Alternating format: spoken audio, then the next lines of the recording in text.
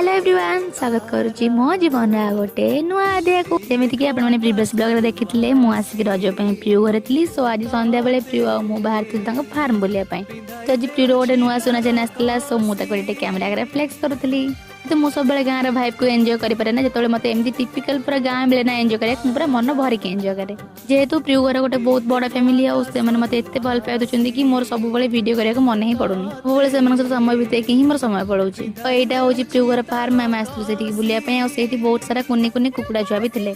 मु गोटे एमती पिला मत छोट पिला पशु पक्षी मैंने बहुत भल लगती यहाँ धरी गेल करदेले ना मोर पाई दिन बनी जाए। मुझे एत सारा कुकुड़ा छुआ देखिए पूरा खुशी होती जन गांधी गेल करूली प्रिय गोटे पिला चली जाए सगड़े हाथ मारदेव कुकुड़ा छुआ मैंने चुपचाप शोचती कि ये टीन को बाड़े गोटे बाड़ी धरी डिस्टर्ब करुँच। और जी जहाँ मन अच्छी जो टाइम मुझे स्कूल पढ़ुली और गाँव थी से टाइम मुझे लास्ट टाइम साइकिल चलाई तो आज टी साइकिल देखली पूरा एक्साइटेड होगली और चलाऊली एत दिन पर साइकिल चलैली मत बहुत खुशी लगुला।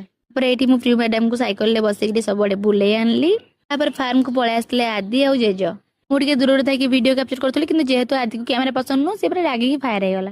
तो साइकिल थोकी मुझे पुणी थे फार्म भर को गली और जेजों सहित बस कथा होती जेजोर मोर थे कथा आरंभ है घंटे तो कम जमा भी हेनी। ये हूँ सत्य प्रिय गोटे सान भाई जेहेतु मुझे दीटा फोन धरती सी मत कहते दीदी तुम दीटा फोन धरीच तो सहित टाइम स्पेंड कलापर आम समस्ते मिसिकी बाहर जाइलु घर को कहीं सन्ध्या होता घरे पहुंचला आम समस्त भाविलु सन्ध्या बेले बस बस कहीं बोरिंग हम चल टे मैगी बनवा आम पाक पलि आसला गुजु आ सी जो आम पाखे थी ना आमको एत एंटरटेनमेंट कर दिए आमको फोन देखा भी इच्छा हुए सी देखिए जी क्यूट ता कथबार्ता ना आहरी क्यूट।